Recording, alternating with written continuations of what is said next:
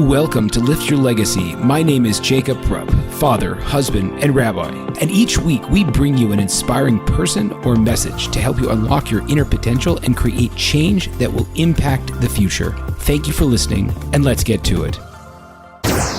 Today I'm very excited to have Daniel Gefen, a longtime friend and former coworker for a very short period of time, who is now the CEO of getfeatured.com. And he will speak a lot about that, hopefully today. I'm very excited to have you. Thank you for coming, Daniel. Thank you, Jacob. Thank you. I'm so honored to be on the show. Fantastic. So tell me a little bit about your backstory, where you came from and where you are now, please. God, how long do I have? Because I could talk for hours. Go for it. Go for it. I'm going to give you the very short version. I don't want to bore your audience. I grew up in Stamford Hill in London, United Kingdom, for those of you that don't know. And basically, I was a spoilt brat, got whatever I wanted because I basically didn't give up. I was very persistent, very stubborn as a kid. School was an absolute nightmare. I was the class clown. I would jump on tables. I would do anything to get attention and to express myself and just be creative. School for me is like a box that they put you in, and you just have to be a certain way. And I don't do that. Like I don't jive in that way. So I kind of rebelled against the system, and I would get in a lot of trouble. And so school was just kind of it was just a bit of a joke. Left school early, went to yeshiva for 5 years in Israel, went into Kirov for Jam. That's how we met. And 2008 came along. I left Kirov, went into mortgages, which was probably the worst time in history to go into mortgages, and basically went broke. So I went from earning a very, very nice income as a Kirov rabbi, living in California, married with one child, to essentially not being able to pay the bills and getting evicted from our townhouse in California. I'll never forget the day when I get this knock on the door. It was like, and I go to the door, I open it up, and there's this big Russian woman standing there. Her name was Olga, the landlady. And she's like towering over me, and she goes, "Mr. Gefen." And I said, "Yes." And she said, "You need to leave." And I said, "What do you mean leave?" And she said, "You need to leave. You need to vacate. You need to get your stuff and get out." And I said, "I have a wife. I have a child. Like, where, you know?" And she said, "That's not my problem. You haven't paid the rent in 3 months. You have to leave." And so I had to basically pack everything. I moved into my parents-in-law's house in Los Angeles, and that's never a good idea, by the way, for those guys listening to this. When you're about 2 years married and you have to move into your in-laws, it's like the worst thing for your marriage. So after about 3 weeks, it was either move to London and get a job working for my dad in a grocery store, or potentially get divorced, because it was just like really bad. So thankfully we chose to move to London. I ended up working for my father in a kosher grocery store, small little store. And I wanted to shoot myself because I hated it. Like, it was like being back in school. I had to be at work at a certain time, and I had to sit at the cashier and serve milk and eggs and cheese to people. I was like looking at the clock all day long. I was bored as heck. And so after about a year of that, I decided to quit. And I told my wife, I said, like, I'm so depressed, like I can't do this anymore. And so that's when I started my own company, my first company called Jet Virtual, which was essentially a call answering service where we answered calls for multiple companies. Where did that idea come from?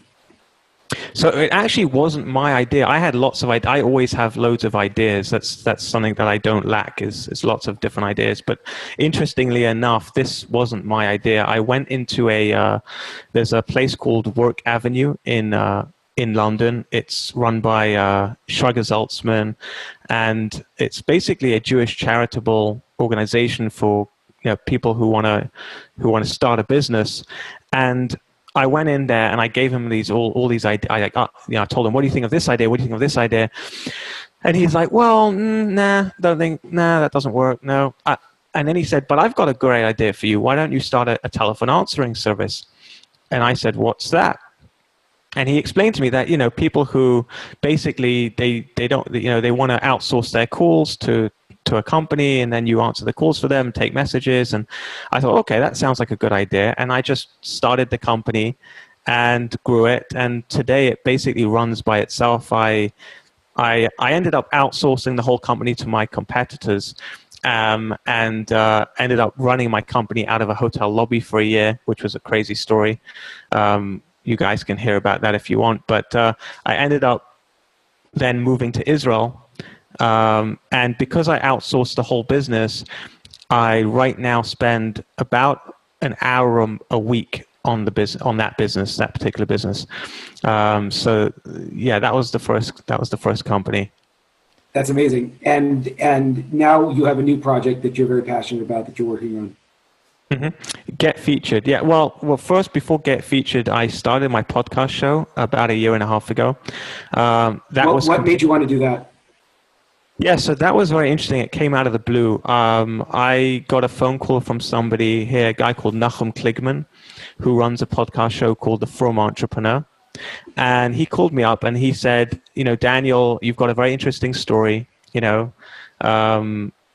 I gave you the very abridged version so you can hear the whole version on his show, or actually go to my show and listen to episode 0. And so I said, what's a podcast? Because I didn't know what a podcast show was. And so he said, it's like a radio show, except it's online. So I thought, oh, that sounds really cool, a radio show, wow. So I ended up going on his show, and I loved it because I love to talk, and I love to share my ideas and share my story. And afterwards I said to him, Nachum, like, how do I do this? I really want to start my own show. Like, how do I do it? So he said, well, listen, you pay me $700 and I'll teach you everything you want to know. I said, done. And within 2 weeks, I had my first episode. Today, I have done over 80 episodes. I was listed, as the top 26 podcast to listen to in 2017. Mazel tov. Thank you. I've just hit about 75,000 downloads. I've interviewed the smartest man alive, the leading FBI hostage negotiator. I've interviewed multi-millionaires who've basically started out, from scratch. And I had one guy who was eating out of trash cans. I had a woman recently who lived out of her car for 6 months and then built a consulting firm and sold it for $250 million. I had a guy who was born with his feet pointing backwards, and then became one of the highest ranked officers in the Israeli army, and then built $100 million company when he was 31 years old. I'm interviewing a billionaire next week. I've interviewed a guy who runs the second fastest growing company in the US. That's insane. Okay, so we're gonna have to build on that. And I don't know if did you share what the name of the podcast is? Sorry, the name of the podcast is "Can I Pick Your Brain?" Can I pick your brain? It's like when you ask someone, "Hey, can I pick your brain?" So that's where the name came from. So if you have an iPhone, you just go to iTunes and you type in "Can I Pick Your Brain?" Or if you want, you can go to my website, which is danielgefen.com. That's danielgefen.com, and you can listen to the episodes there. And Get Featured came about because I started getting a lot of people emailing me saying, hey, I'd love to come on your show as a guest. And the thing is, because my guests were such high caliber and I was getting very specific with who I wanted on my show, because I want to give my audience an incredible, experience. And so I would get dozens of emails a day, and most of them would go to junk. just send them to, delete, because they didn't know how to pitch themselves. They were pitching themselves about what they wanted, and they weren't thinking about, well, what does a host want? What does a host of a podcast really want, right? So Jacob, if I asked you, like, what would you be interested in a guest? Like, if I was to offer you a guest, like, what would interest you to have someone on your show? It would be somebody who has, right, a great story, somebody who's got a great, track record or something that you can learn from, great experience. But these people are coming and going, oh, I've got a book that I just wrote that I want to publish. Like, we don't care about your book. Like, we don't care about your product. We don't care about your company. What we really care about is, what's your story? Like, give me something that's interesting. And so I thought to myself, you know what, this is a great idea for a business. What if I start a company where we help people get on podcast shows?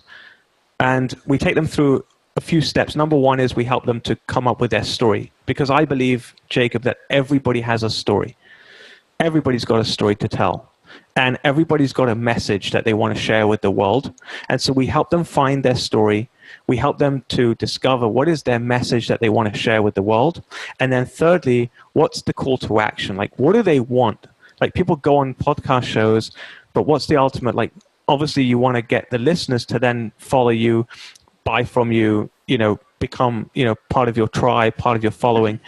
How do you do that? So we train them how to do that as well. And then we schedule them on the show so they don't have to do anything. They just need to show up. And that's the service. It's called getfeatured.com. And it's been absolutely incredible. I'm so happy to hear that. I wanted to drill down a little bit, obviously, with yourself and with the guests that you've had, and now the service that you help others do. How do you help someone find their story? How do you bring that out of them in a real way? What does that mean? That's a really good question. I'll give you an example. Most people don't think that they're interesting, because when you live your own life, it's your life, and so you're used to it. Like, what's so special about me? That's what people think. Like, what's so special about me?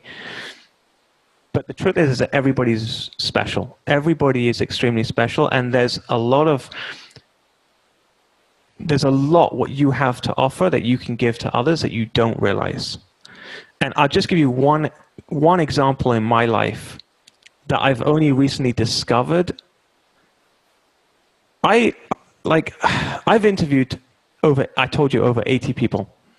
I've posted on Facebook many times, and I've got a decent following on my social media. And I post stuff that I think people will be interested in. Because we're all trying to, like, we're all trying to get attention. We're all trying to, like, build, the business. So we post cute things, and we post quotes and whatever, and we get a few likes, and we get all excited. And, if somebody shares it, we're like, wow, someone shared it. A couple of weeks ago, and this came about without me even realizing it. It was my grandfather. It was Holocaust Memorial Day, Yom HaShoah. And my grandfather was a survivor in the Holocaust. He was a complete miracle. He was shot and buried alive. He was hung twice. The first time was a false alarm. The Nazis, Yamar Shemar, thought that the Russians were coming, and they escaped. They ran away, and my grandfather escaped into the forest. They caught him. They brought him back. They hung him again. And then as he was saying Shema Yisrael, the sirens went off a second time, and this time it was the Americans, and Nazis ran away, and he escaped. On another occasion, he was standing about 20 feet from the gas chambers. Right next to him was a Nazi soldier standing by his horse. The horse made on his boot. And this Nazi turned around to my grandfather, who was right next to him, and he said, "You dirty Jew, come out here and clean my shoe." So my grandfather came out, he bent down, cleaned up the shoe, and the Nazi said, okay, he basically motioned for him to get out, get away. Those were just 3 stories that we know about, that he spoke about. He rarely spoke about the Holocaust, but those are the 3 stories that we know that happened to him. He watched his parents get shot in the head and his siblings all murdered. He was the only survivor. I posted a picture of him on Facebook and I shared this story. And I said, of all the people that I've interviewed on my show, I've had some very, very influential people, celebrities, famous people. Nobody inspires me more than my grandfather. And I posted it, and within 24 hours, it went completely crazy. It went viral.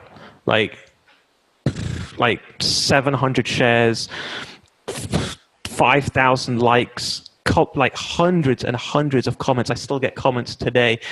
People going, "Oh my goodness, your grandfather was such a special person. You know, what amazing, and he's got such a beautiful smile, and what he went through, and just on, and comments and comments." And let me tell you, Jacob, I've known this story all my life. I've known my grandfather all my life. I mean, he was just my grandfather, and his story to me was just, okay, like that's his story. I didn't realize how much it would affect people until I started to talk about it and started to share it. And so we don't realize who we are. We don't realize where we come from, and we don't realize what we've achieved until we start to share it with other people, and then we start to see their reaction, and we realize, I have something to offer. I have a story to share.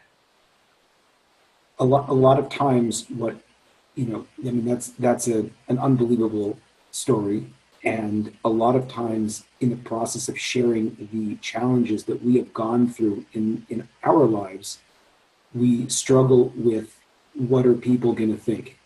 And I think that the more real we get about our challenges, especially as people that are, it used to be not everyone is in the public eye, but to a great extent now pretty much everyone's in the public eye, and your employers and your the people you work with, and all of these different people are going to know these things about you. So in the process of finding our story, we have to deal with that question of what are people going to think, because if it's compelling, it means that there was actually a real problem. You actually did something, sharing the idea about not being able to pay rent for 3 months and getting evicted, or significant health challenges someone's had, or so how do we cultivate that, I guess you can say, lack of fear of what other people are going to think about us if we are being genuinely authentic? Or the flip side being, does it pay off as someone that's literally, this is your industry, does it pay off to be that authentic, or should we just try to tell only the closest to us our deepest challenges? It's a good question. So there's 2 things. Number one, and this is one of the most, this is a quote from one of my guests that I had on my show. His name is John Vroman. When he said this, I got chills. And I literally wrote it on my laptop because I wanted to see it every day. And this is the quote. "What you think of me has nothing to do with me. It's got nothing to do with me. Whatever you think about me, it's got nothing to do with me."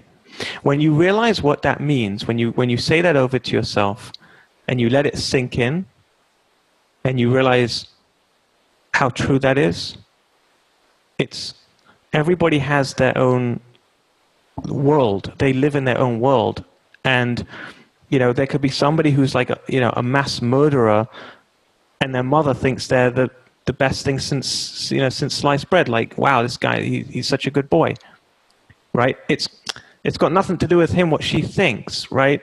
You can think I'm a jerk, but that's okay. Like, that's okay. That's your perception based on the cues you're picking up. Based on you. Yeah, exactly. I can tell you one thing that I've put myself out there. In the last 2 years, I've been putting myself out there. I'm a podcast host, and part of what I do is I promote myself. as part of my brand, as part of building my self-brand. And I'm telling you, Jacob, I get people who will say the most ridiculous things to me, like just trying to put me down and, you know, just...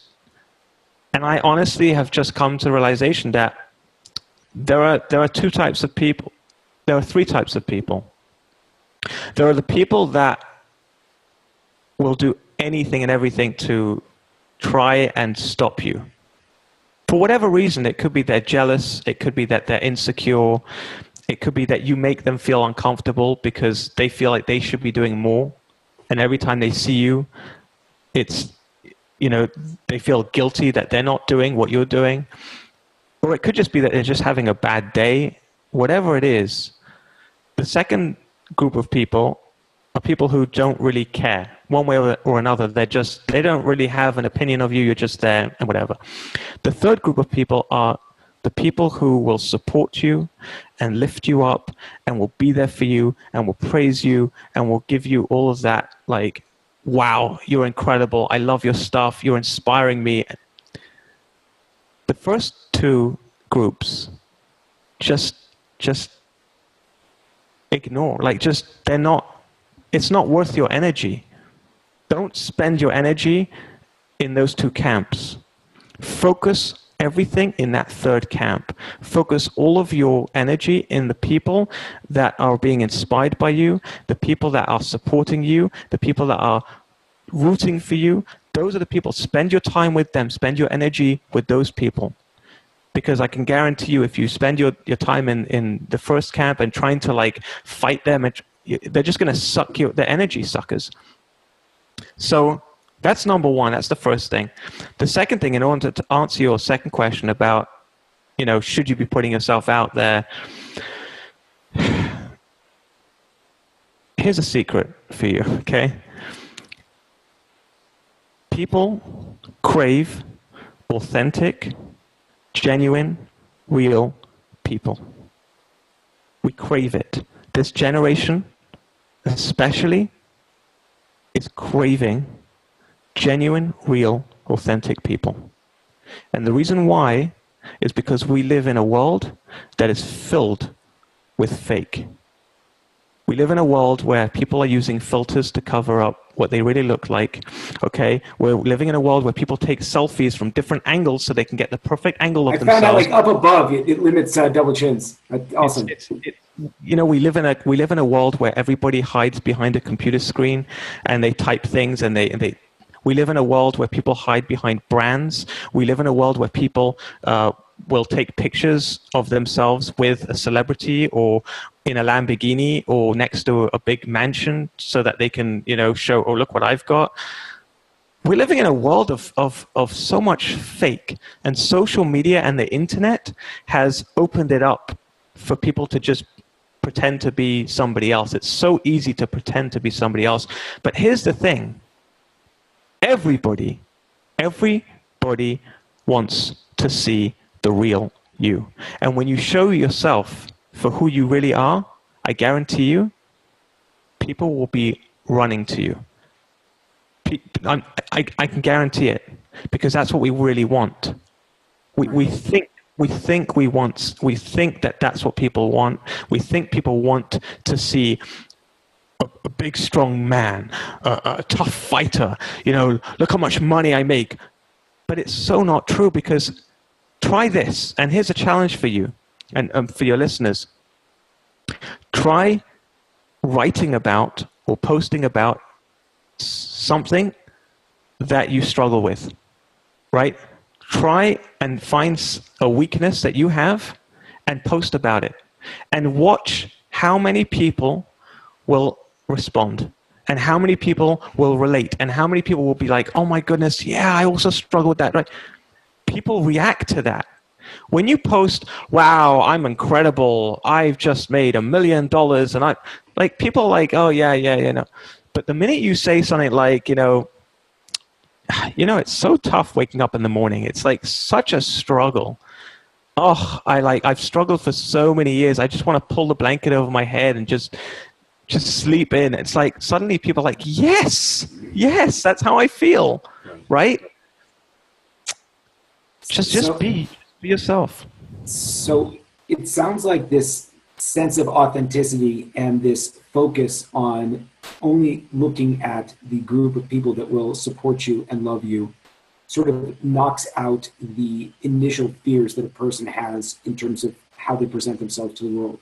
But the other major challenge a lot of people have is that they don't feel ready. That in traditional corporate culture, someone is telling you do X, Y, and Z. And in the path of showing the world who you are and what you're going to become, you oftentimes have to walk in a direction that people are not necessarily mapping out for you. And the natural response is just to read and to read and to read and to prepare. I mean, this is, just, for myself, prepare so every, angle potentially. But then what happens is you are exactly where you are years in advance, and it becomes like you're really spinning your wheels. So do you have any thoughts on starting to take action or ways that a person can start taking action to start going in a direction that they are really passionate about as opposed to just checking the boxes? Yeah, I mean, it happens to be that I'm actually writing a book on that right now, hoping to launch it in August 2018. What's it called? It's called The Self-Help Addict. Okay, perfect. And it's all about people who are addicted to self-help. And by the way, that was me. In fact, I would probably say I'm still a self-help addict. But I've learned the solution to the problem of being addicted to self-help. You see, what I found is that for years I would read books and books and books and books and books, and I would always tell myself, I'm going to do X when this happens, and I'm just going to read one more book, and I'm just going to read one more book, and I'm just going to watch one more YouTube video, and I'm just going to watch. And then I got to a point where I realized that all I was doing was just consuming and consuming and consuming, but I wasn't producing anything. And here's the thing, it's like you have all these people who they look up to people like Tony Robbins, right? And they go to his seminar and they're like, wow, whoo, Tony Robbins, right? I'm the kind of person that will be in a crowd and I'll see Tony Robbins on stage and I'll ask myself the question, why is Tony Robbins on stage and I'm in the audience, and not that Daniel Gefen is on stage and Tony Robbins is in the audience? And you know what the answer to that question is? Tell me. It's very simple. It's because Tony Robbins is on the stage and you're in the audience. That's it. He decided to get on the stage, you decided to buy a ticket. And when you could flip that, and you can go from being the one who buys the tickets to being the one who sells the tickets, being the one who reads the books to being the one that writes the books, being the one that watches the videos to being the one that produces the videos, being the one that listens to the audio podcast to producing the podcast like you're doing, then you become somebody that people look up to and go, wow, how did he do that? And the answer is very simple, because you just did it. It's almost so simple that people don't get it because it's so simple. And they're like, talk to me for a long time about that. They're like, no, that's the whole point. No, but see, that is the point.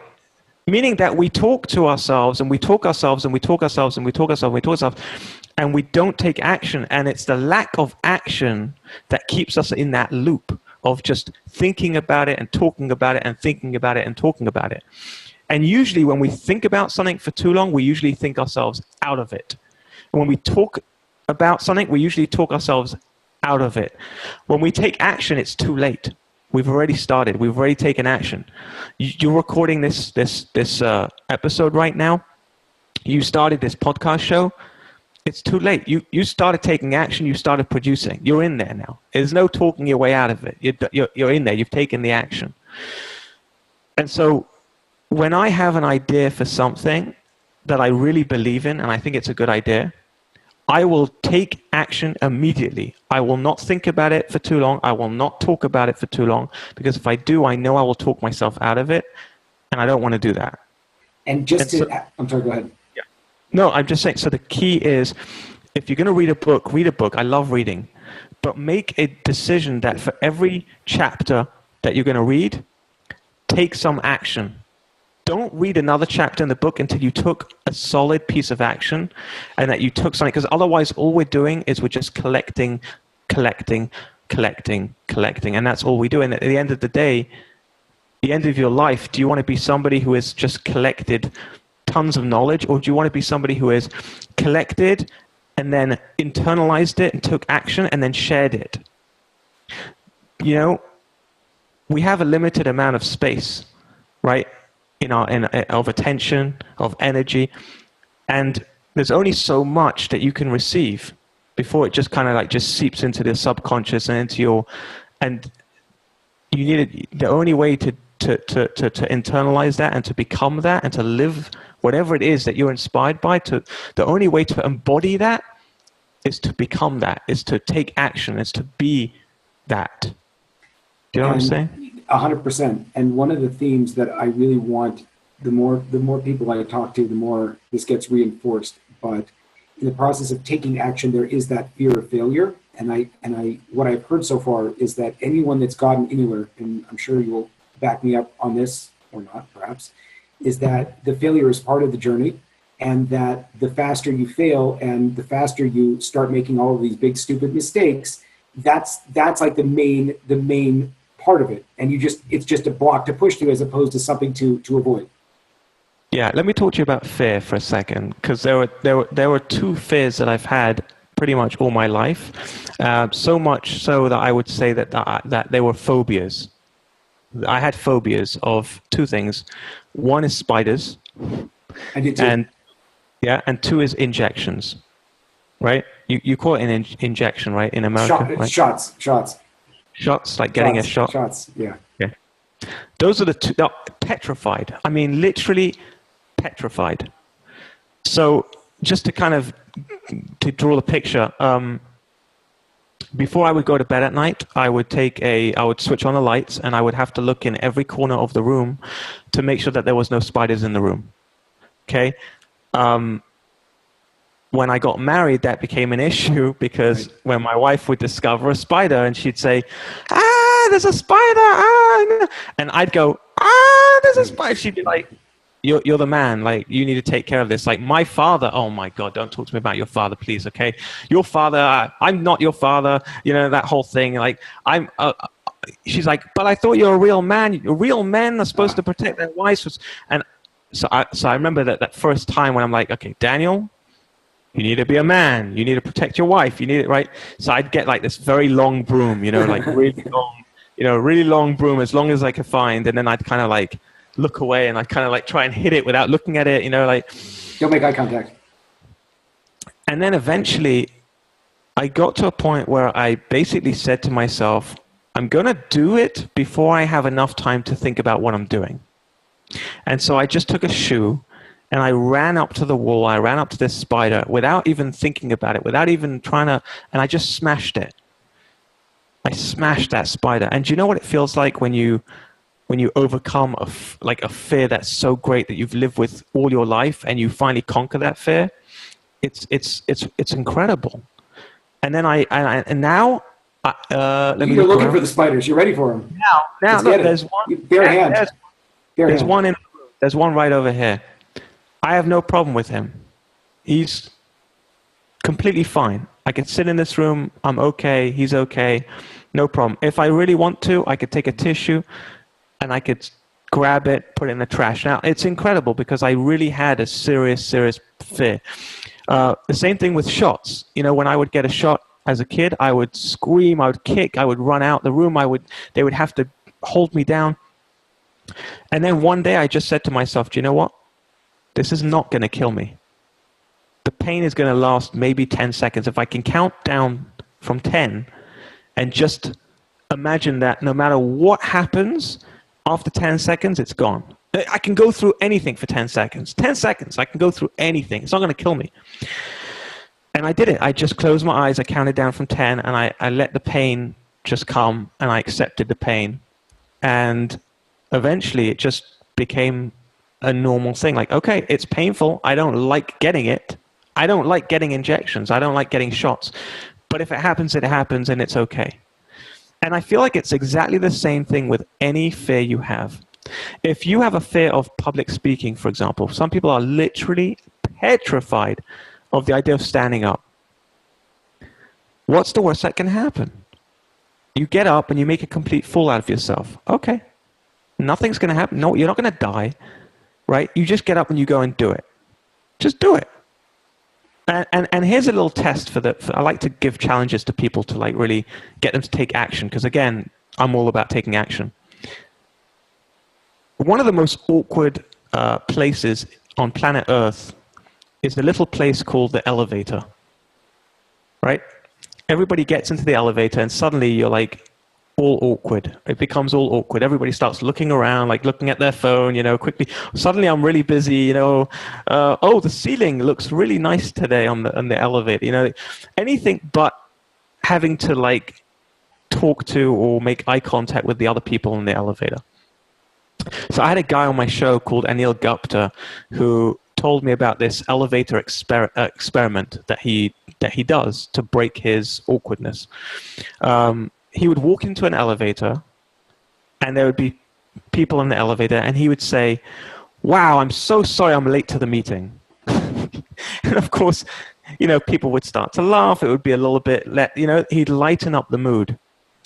And it's literally just saying something completely wacky, out of the ordinary. Just try it.